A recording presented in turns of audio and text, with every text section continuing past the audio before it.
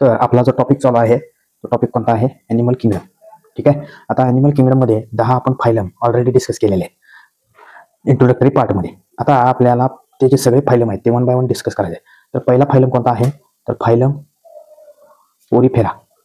Phylum Porifera. आता हा जो फायलम पोरीफेरा आहे, या पोरीफेरा फायलममधले जेवढे काय ॲनिमल्स आहेत, ठीक आहे, ते सगळे ॲनिमल्स त्यांचे एक्झाम्पल्स आपल्याला पाहायचे. आता सर्वात महत्त्वाचं, पोरीफेरा या वर्डला जर का आपण स्प्लिट केलं तर पोरी याचा अर्थ होतो पोअर्स.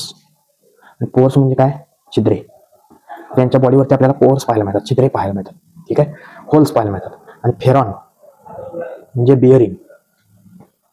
बिअरिंग म्हणजे सारखे, म्हणजे यांची बॉडी जी आहे ती पोअर बॉडी आहे, छिद्रांसारखी बॉडी आहे. तर यांचं एक्झाम्पल, काही एक्झाम्पल्स आपण बघूया. कोणकोणते एक्झाम्पल्स आहेत? तर पहिला आहे Scypha. Second is Euspongia, which is also called as bath sponge. Third example, that is Euplectilla, which is also called as Venus flower basket. आता आपल्याला काही कॅरेक्टरिस्टिक फीचर्स या फायलम मधले जे काही ॲनिमल्स आहेत त्यांचे कॅरेक्टर्स आपण पाहूया. तर कॅरेक्टरिस्टिक्स, कोणकोणते कॅरेक्टरिस्टिक्स या फायलम मधले ॲनिमल्स आपल्याला दाखवतात. तर यांचं पहिलं जे आहे, फर्स्ट आपण यांच्या हॅबिटॅट बद्दल बघूया. हॅबिटॅट म्हणजे ते कुठे राहतात. तर मोस्टली जेवढे काही ॲनिमल्स आहेत या पोरीफेरा फायलम मधले, all those animals are aquatic. ठीक आहे. And in aquatic some animals of this phyla, they are marine, that means they are found in a sea water, and some are found in fresh water. Okay, now what are the examples of these phylums which are found in marine water? कोणकोणते examples आहेत? तर marine water मध्ये आपल्याला सायकॉन आहे, सायफा आहे, युप्लेक्टिला सारखे काही animals आपल्याला मरीन वॉटर मध्ये पाहायला मिळतात. आता फ्रेश वॉटर मधले काही एक्झाम्पल्स, स्पॉन्जिला आहे, त्यानंतर Euspongia. So these are the examples of the animals which are found in fresh water and marine water. They are also called as sponges. Okay, तर यांनाच आपण ऑल्सो कॉल्ड ॲज स्पॉन्जेस असं देखील म्हणतो, कारण यांची बॉडी स्पॉन्ज सारखी असते. आता यांच्या बॉडीच्या स्ट्रक्चर बद्दल आपण डिस्कस करूया. Body structure. Now most of the animals सगळे animals, all animals which are found in this phylum, they have a symmetrical body. त्यांची बॉडी जी असते बाळांनो ती एसिमेट्रिकल बॉडी असते. तर एसिमेट्रिकल बॉडी म्हणजे काय हे पण ऑलरेडी आपलं झालेलं आहे. When we cut the body from any plane we cannot get the two equal half. Such body is called as asymmetrical body. A म्हणजे नाही, सिमेट्री म्हणजे समानता. जेव्हा बॉडीला आपण कट करू त्यावेळी आपल्याला दोन समान भाग मिळणार नाहीत. या बॉडीला आपण एसिमेट्रिकल बॉडी असं म्हणतो. तर यांची बॉडी जी आहे, the body is made by colony of different cells with little division of labor.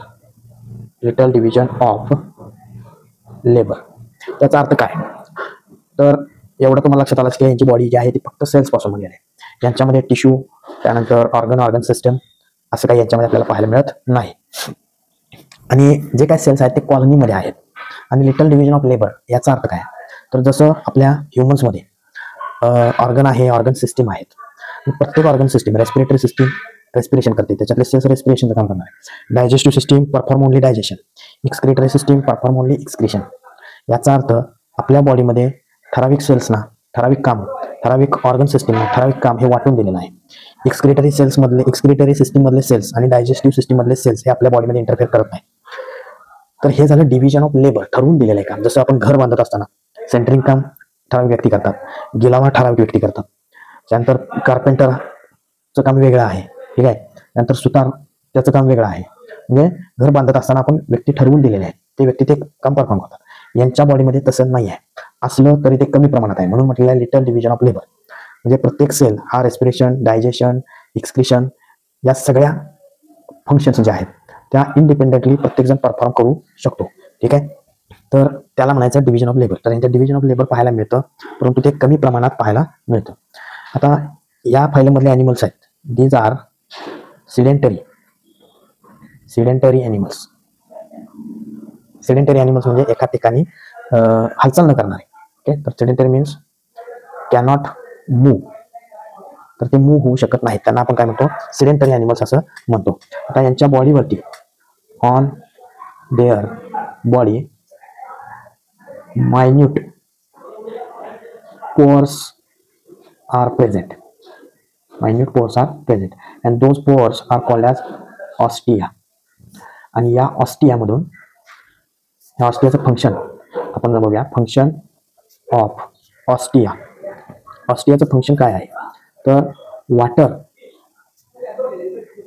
Enters inside the body. Water enters inside the body via these pores or ostia. तर surrounding environment मधून water जे आहे ते water हे बॉडीच्या आतमध्ये येतं. ठीक आहे. आणि ते ऑस्टिया काय आहेत, तर ते पोअर्स आहेत, बॉडीवरती प्रेझेंट असणारे मायन्यूट पोअर्स आहेत. तर हे त्याचं फंक्शन आहे. आता हे वॉटर एकदा बॉडीच्या आतमध्ये आलं तर ते बॉडीच्या आतमध्ये जातो कुठं, तर बॉडीच्या कॅव्हिटीमध्ये. आणि ती कॅव्हिटीला काय म्हणतो, स्पॉन्जोसील कॅव्हिटी. तर water which is come from the body pores which is enter into the body cavity, that body cavity is called as spongiocele body cavity. Once we draw the diagram you will be understand all these concept clearly. Okay. Now या spongiocele cavity मध्ये हे water गेल्यानंतर हे जे water आहे जे surrounding environment मधून बॉडीच्या आतमध्ये येते, ते वॉटर मध्ये फूड असणार आहे, गॅसेस असणार आहेत, ते सगळं बॉडीचे सेल्स ऍब्सॉर्ब करून घेणार वॉटर एंटर केल्यानंतर स्पॉन्जियोसील कॅव्हिटीमध्ये. एंटर केल्यानंतर जे गॅसेस आहेत, नट्रिशमेंट आहे, ते ऍब्सॉर्ब करून घेतले बॉडीच्या सेल्सने, की पुन्हा ते वॉटर जे आहे, जे रिमेनिंग वॉटर आहे ते एका ओपनिंग थ्रू बॉडीच्या बाहेर पडणार आहे. आणि त्या ओपनिंगला आपण म्हणतो ऑस्क्युलम. असं म्हणूया, वॉटर लिव्स व्हाया ओपनिंग. त्या ओपनिंगला आपण म्हणतो ऑस्क्युलम. आणि यांच्या बॉडीला एकच ओपनिंग आहे, त्यामुळे आपण यांची body tube within tube body plan असं आहे यांच्यामध्ये. म्हणजे एलिमेंटरी कॅनल आहे परंतु एकच ओपनिंग आहे. Not a complete elementary canal, it is incomplete elementary canal. Incomplete digestive system आपल्याला यांच्यामध्ये पाहायला मिळते. आता यांचं नरिशमेंट कशा पद्धतीने होतं, न्यूट्रिशन वगैरे कशा पद्धतीने, ते पण आपण बघणार आहे. पण आता डायरेक्टली थोडंफार डायग्राम आपण ड्रॉ करूया. तर डायग्राम कशी ड्रॉ करायची बघा. तर हे ॲक्वेटिक आहेत, पाण्यामध्ये पाहायला मिळतात. ठीक आहे. तर ही आहे यांची सिलेंड्रिकल बॉडी. ठीक आहे. ही आहे यांची सिलेंड्रिकल बॉडी. तर ही जी सिलेंड्रिकल बॉडी आहे ही आपल्याला खालच्या साईडने, ठीक आहे, खालच्या साईडने थोडीफार लहान होताना दिसते. ठीक आहे. आता ते स्ट्रक्चर काय आहे आणि ही बॉडी जी आहे ती अटॅच कशाला असते, तर एखाद्या सबस्ट्रॅटमला. ठीक आहे. पाण्यामध्ये एखाद्या सबस्ट्रॅटमला अटॅच असते कुठेही. ठीक आहे. सबस्ट्रॅटम म्हणजे अशी गोष्ट ज्याला ही बॉडी अटॅच असते त्याला आपण सबस्ट्रॅटम म्हणतो. तर याला लेबल देतो, दिस इज सबस्ट्रॅटम. सबस्ट्रॅटम. ओके. त्यानंतर हा आहे, तो आहे बॉडीचा वॉल. हा आहे बॉडीचा वॉल. आणि या बॉडीला इथे वरच्या साईडला आहे ओपनिंग. आणि या ओपनिंगला आपण काय म्हणतो, ऑस्क्युलम असं म्हणतो. ठीक आहे. तर हे झालं आपल्या बॉडीचं, ह्या बॉडीचं ओपनिंग. ठीक आहे. Osculum. So this is called as osculum. And through this osculum water enter कुठून, सराउंडिंग एन्व्हायरमेंट. सराउंडिंग एन्व्हायरमेंटमधून वॉटर जे आहे ते या बॉडीमध्ये एंटर करणार आहे. आता हा झाला बॉडीचा वॉल. आता हा जो बॉडीचा वॉल आहे तो इंटरनली बाळांनो लाइनड आहे. कशाने लाइनड आहे, तर ही आहे बॉडीची वॉल. ठीक आहे. ही आहे बॉडीची वॉल. आता हा जो बॉडीचा वॉल आहे कम्प्लीट, हा एवढा कम्प्लीट जो बॉडीचा वॉल आहे, तर हा बॉडीचा wall internally lined by specialised cells. आणि त्या सेल्सना आपण म्हणतो कोलार सेल्स किंवा त्यालाच कोयानोसाइट्स. ठीक आहे, असं म्हणतो.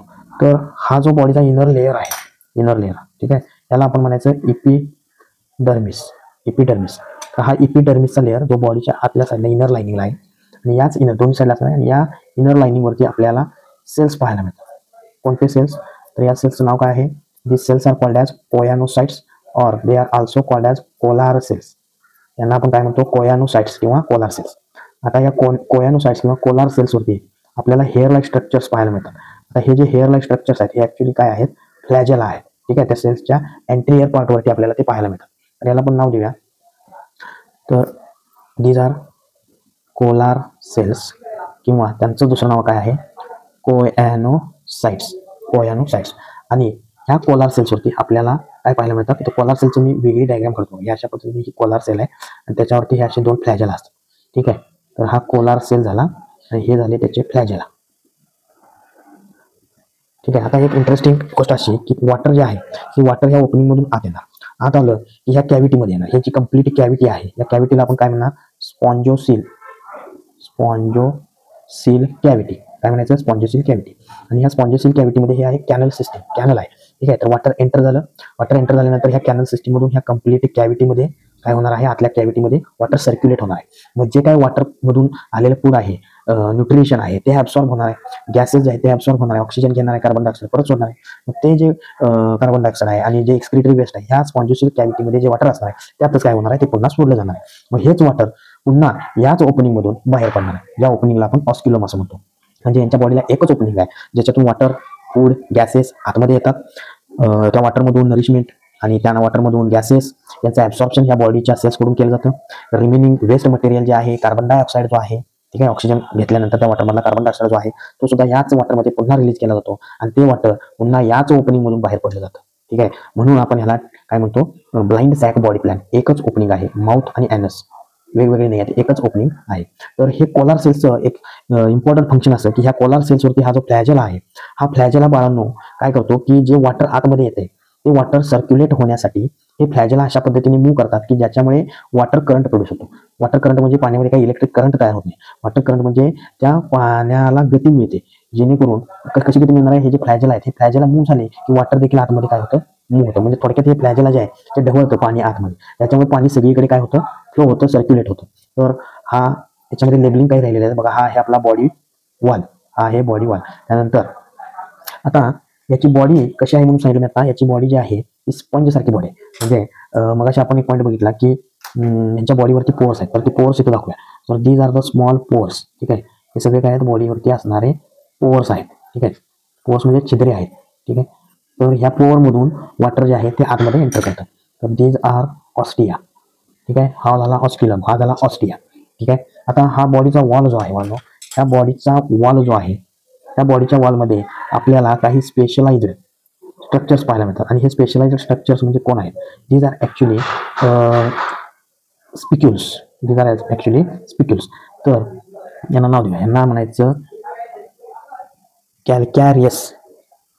कॅल्कॅरियस spicules, or they are also called as siliceous spicules, किंवा त्यांचं दुसरं नाव आहे प्रोटीमॅसियस स्पिक्युल्स. तर 2-3 नाव आहेत. आता हे स्पिक्युल्सचं फंक्शन काय, हे ऍक्च्युली या बॉडीच्या वॉलमध्ये प्रेझेंट असतात आणि हे या बॉडीला सपोर्ट करायचं काम करतात, ज्याच्यामुळे ही जी स्पंज सारखी जी बॉडी आहे ती काय होत नाही, कोलॅप्स होत नाही. वॉटरचा जर का बाहेरून वॉटर स्ट्रीमचा करंट असेल तर त्याच्यामुळे ही बॉडी काय होत नाही, अशी कोलॅप्स होत नाही. हे त्या स्पिक्युल्सचं फंक्शन आहे. आता ह्या स्पिक्युल्सच्या मध्ये आपल्याला काय पाहायला मिळतं, तर मॅट्रिक्स और ग्राउंड सबस्टन्स पाहायला मिळतं. तर इथं हे स्पिक्युल्स जे आहेत ते ऍक्च्युली बॉडी वॉलमध्ये प्रेझेंट आहेत, परंतु ते कशामध्ये एम्बेडेड आहेत, ते आर एम्बेडेड, जे बुडालेले आहेत त्याच्यामध्ये, मॅट्रिक्समध्ये. तर हा पार्ट जो आहे त्याला आपण म्हणतो मॅट्रिक्स. त्याला काय म्हणणार आहे आपण, मॅट्रिक्स असं म्हणणार आहे. तर याच्यामध्ये एक्झाम्पल हे कोणतं आहे, कशाचं एक्झाम्पल आहे, तर ही जी डायग्राम आपण काढली आहे ती आहे सायकॉनची. आणि हा सायकॉन काय आहे, मरीन आहे, म्हणजे समुद्राच्या पाण्यामध्ये सापडतो, मरीन ॲनिमल. तर ह्या डायग्राम मध्ये काही शंका नसावी असं मला वाटतंय. आता पुढे अजून काही कॅरेक्टरिस्टिक्स फीचर आपल्याला याचे बघायचे. अजून एक पॉईंट इथे राहिला बघा. तर ही जी कंप्लीट बॉडी आहे ती एखाद्या सबस्ट्रेटला अटॅच असते आणि त्या पार्टला आपण म्हणतो hold fast. This is called as hold fast, by which this complete body is attach to this substrate. ठीक आहे, आता पुढचा पॉईंट आपल्याला रिप्रोडक्शन कशा प्रकारे यांच्यामध्ये पाहायला मिळतं. तर reproduction, now these animals show both sexual and asexual reproduction. Sexual reproduction म्हणजे त्याच्यामध्ये गॅमेट्स इन्व्हॉल्व आहेत, म्हणजे मेल गॅमेट, फिमेल गॅमेट. ठीक आहे, एसेक्शुअल रिप्रोडक्शन त्याच्यामध्ये गॅमेट इन्व्हॉल्व नसतात. ठीक आहे, तर सेक्शुअल रिप्रोडक्शन ह्यांच्यामध्ये होणार आहे बाय गॅमेट फॉर्मेशन. फॉर्मेशन. आणि असेक्शुअल रिप्रोडक्शन ह्याच्यामध्ये कसे होणार आहे? By fragmentation, by fragmentation and gemmule formation. Gemmule formation, gemmule formation. आता फ्रॅगमेंटेशन म्हणजे काय असते? तर समजा ही स्पॉन्जची बॉडी आहे, ठीक आहे, ही स्पॉन्जची बॉडी. आता ही जी स्पॉन्जची बॉडी आहे ती ऍक्सिडेंटली कुठूनही कट होऊ शकते, ठीक आहे. कट झाल्यानंतर हा प्रत्येक पार्ट जो आहे बॉडीचा, हा एक पार्ट, त्यानंतर हा एक पार्ट, नंतर हा एक पार्ट, हा पार्ट म्हणजे फ्रॅगमेंट, फ्रॅगमेंट म्हणजे तुकडा. आणि हा प्रत्येक फ्रॅगमेंट जो आहे, प्रत्येक फ्रॅगमेंट न्यू बॉडी तयार करणार, न्यू बॉडी तयार करणार, न्यू स्पॉन्ज बॉडी तयार करणार, ठीक आहे. याला म्हणायचं फ्रॅगमेंटेशन. म्हणजे ऍक्सिडेंटली बॉडी ज्यावेळी कट होईल कुठूनही, तर त्या कट झालेल्या प्रत्येक पीसेस पासून नवीन बॉडी तयार होते, त्याला आपण काय म्हणतो? फ्रॅगमेंटेशन. आता जिम्यूल फॉर्मेशन म्हणजे काय असतं? समजा ही स्पॉन्जची बॉडी आहे, या स्पॉन्जच्या बॉडीमध्ये काय होतं? हा हे ओपनिंग आहे. जिम्यूल म्हणजे काय? Gemmule is actually nothing but the small tiny bud which is produced inside the body of sponge. Okay, तर आता त्यालाच आपण डोळा असं देखील म्हणतो. आता तो बड कुठे प्रोड्यूस होतो? तर हा इंटरनली तयार होतो. आता हा जो आहे तो बड आहे, it is actually called as bud, म्हणजेच जिम्यूल. जिम्यूल. आणि जिम्यूल म्हणजे काय असतो? तर इंटरनल बड, बॉडीच्या आतमध्ये एक बड तयार होतो, ठीक आहे. जसं आपण हायड्रामध्ये बघितले, बॉडीच्या वरती बड तयार होतो आणि तो बड जो आहे तो ग्रो होतो, मॅच्युअर होतो आणि त्या पेरेंट बॉडीपासून डिटॅच होतो आणि नवीन हायड्रा म्हणून काय होतो? सर्वाइव्ह होतो. सिमिलरली जिम्यूल जे आहे, हे जिम्यूल म्हणजे दुसरं तिसरं काही नाही आहे, हे बॉडीचे जे सेल्स आहेत ते सेल्स एकत्र येऊन एक बड तयार करतात. ते बड इनर लाइनिंगला बॉडीच्या आतमध्ये अटॅच राहतं, ग्रोथ होते, त्याची डेव्हलपमेंट होते, वाढ होते. आणि त्यानंतर एकदा का ते मॅच्युअर झालं हे, की काय होणार आहे? या बॉडी वॉल पासून डिटॅच होऊन काय होणार आहे?